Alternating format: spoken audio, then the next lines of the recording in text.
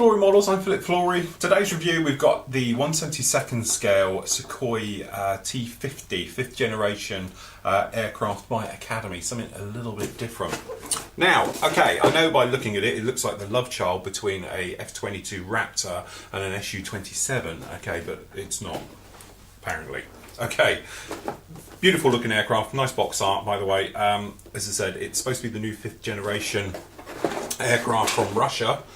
And we've got some nice artwork on the box, as you can see, and it is in very, very nice colour scheme. We do like this sort of Splinter S camo work that they seem to do.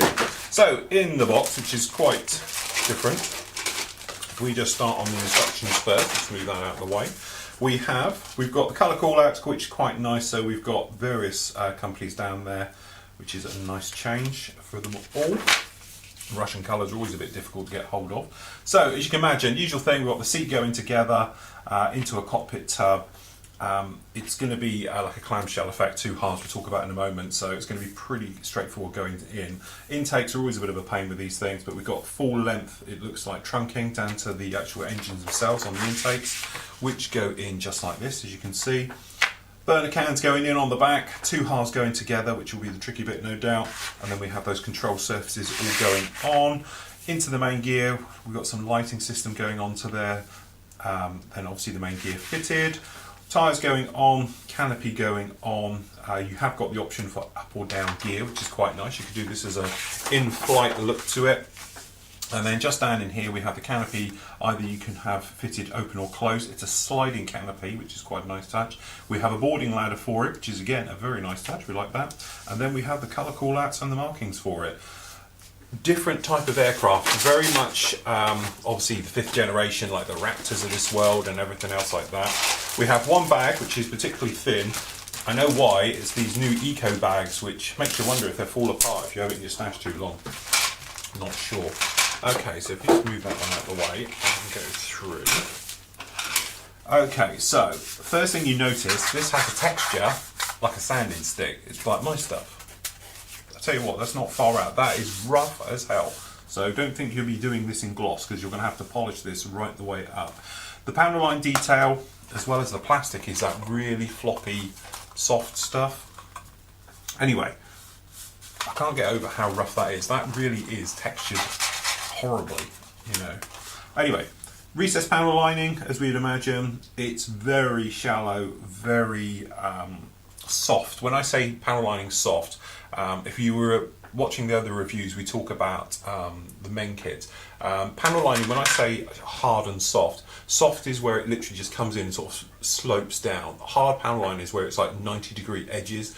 90-degree edges obviously take a wash very, very well, and very easy to sort of resubscribe, everything else like that. When you've got a situation where they're very soft, they don't take a wash very well, and they can fill up with paint, fillers and stuff extremely easy, and they're not easy to clean out afterwards.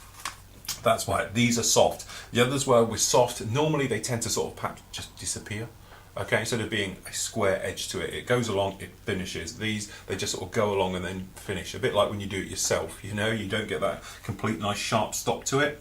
These exactly the same, so I would imagine, because it is so soft, all of this, you are going to have to run around and fill in and resubscribe after this. What I'd be very tempted to do right off the bat is to leave it on the sprue like this, get it down, get out my templates and literally get it down and resubscribe this entire thing before I started. That way I can just follow the panel line to be very, very easy. It'd be just a quick fix, and then I know when we come in with paint and everything else, after putting 1 coat of primer on, it's still going to be there. But anyway, apart from that, and the texture being horrible, it's quite a nice shape. We've got no flash.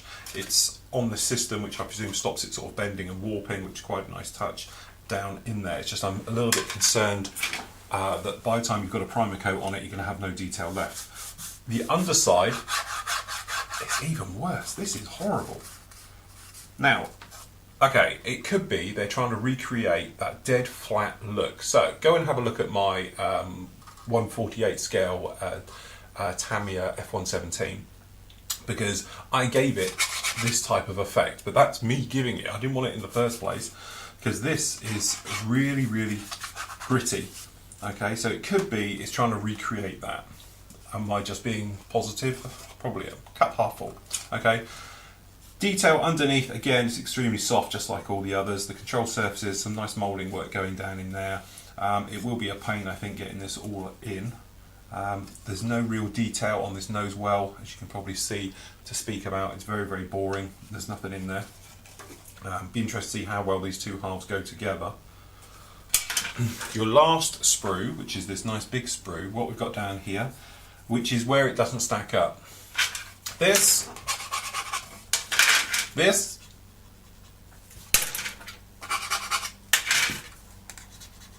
is it. This is perfectly smooth.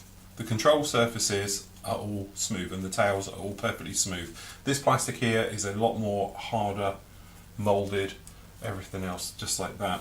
Looking through, we've got no ejector pin marks in the actual trunking, although we have got a couple of sink marks, which is a little bit interesting.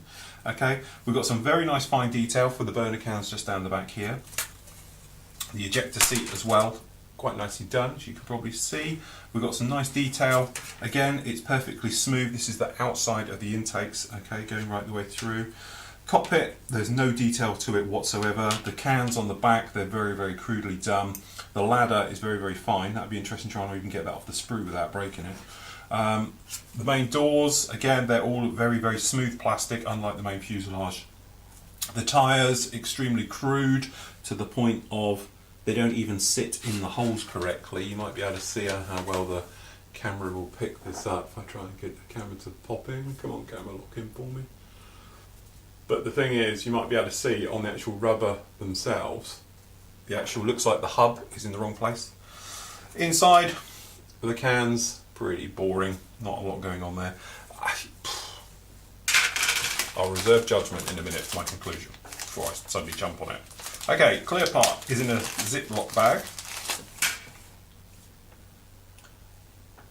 Yeah, it's not nice. It's got a little bit of warpage to it. We were talking about when you put it across, you cut him out, you can see exactly how it goes. It's clear enough, you'll be okay, I think. It's just that I would dip these. By dipping, we talk about it, clear parts, drop them into clear gloss, pull them out, and then keep them covered up, let them dry naturally on a piece of paper towel. As I say, I wouldn't get excited about that. Anyway, decals. So we've got two multifunction displays, which are going to go on just like this. Okay, and then we've got obviously your stars intakes and a couple of things. Oh, okay, conclusion. I had real high hopes for this, and I thought to myself, oh, I'm going to build this because it's something a little bit different, you know, 1/72 go together quite quickly, everything else like that. I must admit, I am very disappointed with it. This texture is unacceptable. You know, I've got a couple of friends who are into plastic moulding. They actually work for companies who don't do this, they make other things, and they talk to me a lot about injection moulding and how it works. It's either the mould wasn't polished when it went in, okay, or it's extremely softly moulded, and apparently you get different pressures of going in there and everything else like that. But I have just noticed one thing which answers my question to this entire kit, which is probably why I should look at the boxes before I start talking to you guys, but then you get it. This is made by a company called Zender. So you might be able to see it just down here. Okay, catch it in the light. This explains everything to me now, because if it was an Academy kit, I'm now thinking it's terrible, it's awful. This is a rebox by a company called Zender. Now, Zender are a Eastern company who aren't quite to the level, perhaps, of the big boys yet. They do produce some fantastic stuff, especially Eastern stuff, you know, so a lot of Russian stuff, obviously, Russian airliners, stuff like that. And for the money, they're absolutely fine, no problem at all. And this does explain it. I was thinking this was Academy's kit, this, that, and the other.